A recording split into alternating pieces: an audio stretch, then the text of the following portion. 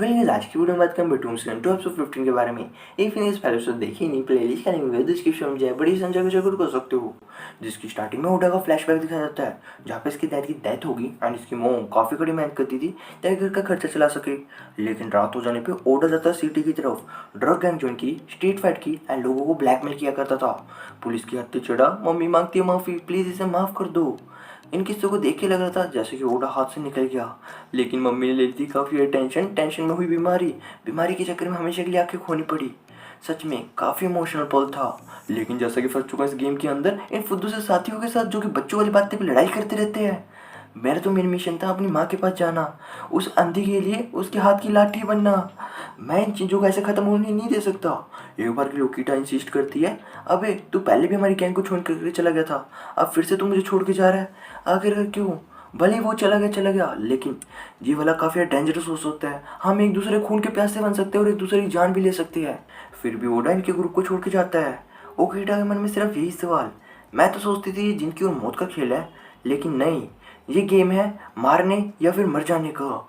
जैसे ही सुबह होती है आया फूड ड्रॉप, लड़की पकड़ने के लिए गई, ये तो मेरा होगा सिर्फ।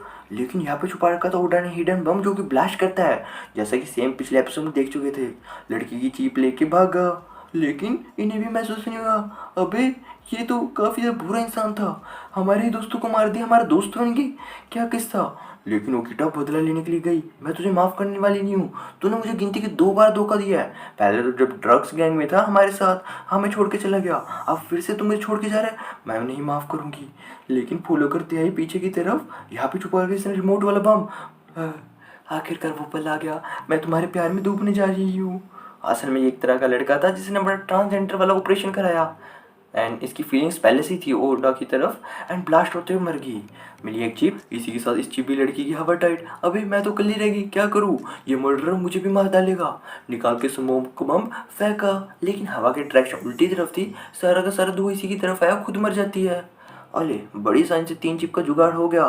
फाइनली वो दूर भी दूर नहीं जहाँ पे मेरे पास 7 की 7 चिप इकट्ठी और हो जाएगी एंड मैं अपने घर पे अपनी मम्मी से जाके मिल पाऊंगा। वही बात के तो इन लोगों की जहाँ पे हिमिको का तेज बुखार रोटा को धुंधुए जंगल में हो गया होगा, स्लेव देता है गर्म पानी करके एंड हिमिको के मन में यही सवाल, अगर अपन गेम को पूरा नहीं कर पाए टाइम पे तो क्या होगा?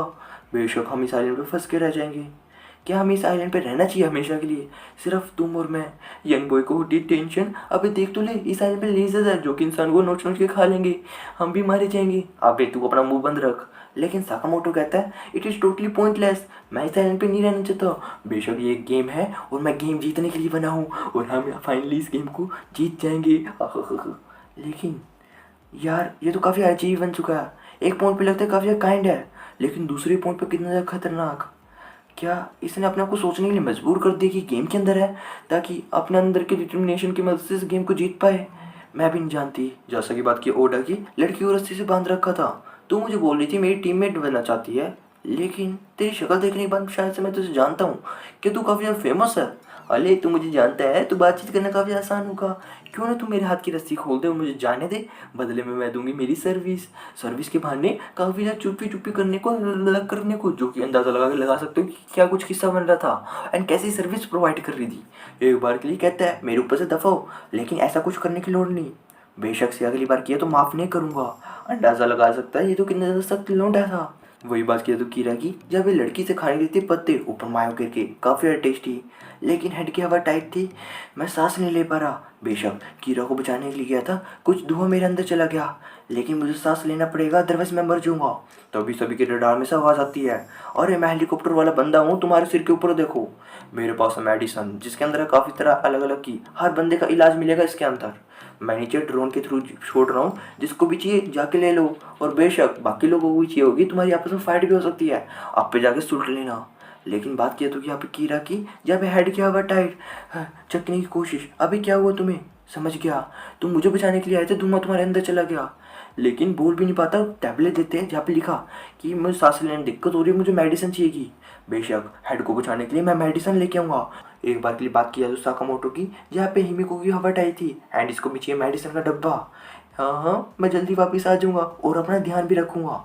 वही बात किया तो कंपनी में मोटा देख रहा था ये सब किस्सा। इतने माही लड़की जिसे एडा के ऊपर नजर रखने के लिए रखा गया था, इसके पास है कमाल की नहीं इन्फॉर्मेशन कि रियोटा के अंकल अपने कुछ साथियों के साथ हमारे प्रोजेक्ट के ऊपर नजर रखे हुए हैं। बेशक जैसे कि मैं सचवाट की पहली और वफादार नौकर होने वाली हूँ तो इसका मैं ध्यान रखूंगी, लेकिन मुझे ये भी पता चला है कि रियोटा के अंकल किसी टेररिस्ट ग्रुप से जुड़े हुए हैं जो उसका मेन प्लान है थेमिस के ऊपर अटैक करना। इतने में इसकी सेक्रेटरी भी कहती है कि हमारे प्रोजेक्ट के ऊपर कुछ वायरसेस का अटैक हो रहा है और हमें इसे टैकल करने के लिए चाहिए कुछ और नए रिक्रूटर्स जो कि मेरी इसमें मदद करें। लेकिन ये बंदी भी कहती है ठीक है मैं भी उसके अंकल को सुलटने के लिए जा रही हूँ तो मुझे जाने दो। इसी सार रियोटा के अंकल का गेम खत्म करने के लिए उसके ऊपर तैनात नजर रखी है। एंड जहाँ पे रियोटा के अंकल लेके आए इसकी डेडी को एक अनजान सी रास्ते पे मिलते हैं रशियन से। हाँ मैं सारा कुछ बॉस को हैंड ओवर कर दूंगा। इसका डैडी होता है काफ़ी ज़्यादा खुश, वाह मेरा भाई कितना मददगार है, अगर मैं अकेला होता कुछ नहीं कर पाता। लेकिन साइड की तरफ से बाईपास होती गई वही लड़की चली गई, लेकिन हवा टाइट, मुंह से आया खून, गोली मारती बेशक, समझ नहीं आ रहा क्या होगा। लड़की तो अपनी वैन में चली गई, लेकिन यहाँ पे इसके डैडी होते काफी पैनिक, मुझे एम्बुलेंस को बुलाना चाहिए, कोई इलाज वगैरह हो सकता है। अबे बेवले फालतू की बकवास मत कर, जैसा कि मेरा टैबलेट टूट चुका है, इसके अंदर डाटा मैंने इस पेन ड्राइव में डाल रखा है, जल्दी से कोई भी कंप्यूटर लैपटॉप जो भी मिलता हो जो कि इंटरनेट से कनेक्टेड हो उसके अंदर जाके ये पेन ड्राइव लगा दे। लेकिन इसकी डैडी को होती टेंशन, मैं एम्बुलेंस को बुलाऊंगा। अबे बेवले फालतू की बकवास मत कर, आगे की प्रॉब्लम तुझे सोचनी पड़ेगी। अबे मैं नहीं सोच सकता, मेरी हवा टाइट है। अबे वो तेरा बेटा है रियोटा जो कि बाकी लोगों से अकेला लड़ाई कर रहा है, एंड तेरी बीवी, अगर तेरे कुछ हो गया तूने लड़ाई नहीं करी तो तेरी पूरी की पूरी फैमिली खत्म हो जाएगी।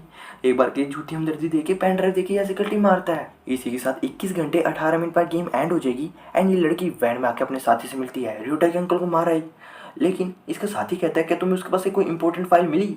इम्पोर्टेंट फाइल क्या बात कर रहे हो? अबे वो जर्नलिस्ट से जुड़ा हुआ है, टेररिज्म का ग्रुप है और अपने बाकी साथियों के लिए इन्फॉर्मेशन वगैरह उसके पास होगी ना, उसने कहीं पे सेव कर रखी होगी। एक्चुअल इन्फॉर्मेशन तो पड़ी ही फॉरेन सर्वर में पड़ी हो, लेकिन उसे एक्सेस करने के लिए कोई प्राइवेट की एक प्रोग्राम वगैरह उसके पास पड़ा होगा। आपा को वो चाहिए था उसे मारने के बाद। अबे बेबले पहले क्यों नहीं बताया, चल अपन वो जाके लेके आते हैं। जैसा कि इसका डैडी काफी पैनिक की स्टेट में था, समझ नहीं आ रहा, जोर जोर से रुका मार, कोई तो मदद कर दो। क्या किसी के पास लैपटॉप है जिसके अंदर इंटरनेट वगैरह कनेक्शन हो, टैबलेट भी चलेगा, कोई तो मेरी मदद करो। लेकिन देखता है इसके भाई की डेड बॉडी के पास वो लोग देख रहे टैबलेट डैमेज है, बेशक इसने डाटा कहीं और एक्सपोर्ट कर लिया होगा, लेकिन कहाँ पे दिखता ही नहीं इसका डैडी। अबे इसी के साथ था, इसी के पास डाटा होगा और इसका पीछा करना शुरू कर देते हैं। असल में बात किया तो रियोटा की, जैसे कि दवाई लेने के लिए आगे की तरफ चल पड़े, लगाता है रेडार, यहाँ पे कोई एक नया सिग्नल, ये कौन हो सकता है, कोई नया प्लेयर तो नहीं जो गेम में एंट्री मार रहा हो, काफ़ी है सस्पिशियस। जैसे कि ओडा ये लड़की जा रहे थे, लेकिन कोई हमारा पीछा कर रहा है, रेडार का यूज़ करा, ये तो किसी और ही सिग्नल है, कोई और नया करेक्टर छुपते हैं पहाड़ी के पीछे। लेकिन ये था मेडिसिन वाला डब्बा जो कि ड्रोन के साथ बांध रखा है, जिसके अंदर थर्मल कैमरा भी लगा था। देखते हुए ने शूट करना शुरू कर दिया। अभी ये तो कोई इसी तरह का ट्रैप है, हमें यहाँ पे भागना चाहिए। भागते वक्त रस्सी टूटी, लड़की होती काफी खुश, ही मैं बाशिक यहाँ से निकल चुकी, सेफ हूँ, अपने लोगों के साथ वापस जाके मिल सकती हूँ। लेकिन रोडा के बिल्कुल पीछे पड़ा था, भागने की कोशिश, निकालते हुए ड्रोन बीम फेंका, लेकिन बड़ी सन ने शूट कर दिया। इसकी स्किल तो काफी कमाल की है, लेकिन मैं अब क्या करूँ? ठीक है, अगर मैं जंगल में जाता हूँ तो मेरा पीछे बात तक नहीं कर पाएगा। भागा भागा जंगल में किया, अरे तेरे पास भी कमाल की स्किल है बेटा, लेकिन हमारे प्लेयर के सामने कुछ नहीं। और असल में यहाँ पे एक बच्ची खेल रही थी इस ड्रोन वाले कैमरे के साथ ओडा की हवा टाइट करने को। वही बात की तो रियोटा की डैड की, जहाँ पे गुंडी इसे लाके फेंटती है, जब तुम्हारे पास जो भी डॉक्यूमेंट है मुझे दे दो, नहीं दिए तो मेरे पास 100 वोट का करंट लाके 2 मिनट में मार दूंगी। एक बार रियोटा के डैड को लगता है अगर मैं मर गया तो रियोटा और मेरी बीवी को कौन बचाएगा, हमारी फैमिली सच में डिस्ट्रॉय हो जाएगी, मुझे कुछ तो करना पड़ेगा। और एक बैग चक्के फेंकता है, बेशक इसके अंदर डॉक्यूमेंट है, और लगा के करंट डिस्ट्रॉय करना शुरू। मौके का फायदा उठा के बंदे की पॉइंट पे मारी लाट, ओपे जुगाड़ फोड़ गया। वो जाता भागा इस बिल्डिंग के अंदर जिसके अंदर लगे काफी हाई सिक्योरिटी, कोई और बंदा अंदर आ नहीं सकता। मेरे पास ये रही इन्फॉर्मेशन, अब मैं सबकी बात लगा दूंगा। गेम एंड होने को बचे है 20 घंटे 24 मिनट। अब मैं नहीं जानता यार क्या बनेगा, कि ये गुंडी इस बिल्डिंग के अंदर आ भी पाएगी या फिर नहीं। ये बिल्डिंग का क्या चक्कर था, इसका हाई सिक्योरिटी है तो रियोटा के डेट अंदर कैसे बढ़ गए। सच में काफी ट्रमेंडस सिचुएशन। ओडा के पीछे एक नई लड़की, ये लड़की का क्या चक्कर था, काफी अजीबोगरीब किस्से तो आपके दिमाग में आ ही रहे होंगे ना। तो देख रहा हूँ अगला एपिसोड जल्दी आएगा मेरे चैनल पे, एंड तब तक के लिए बाय बाय।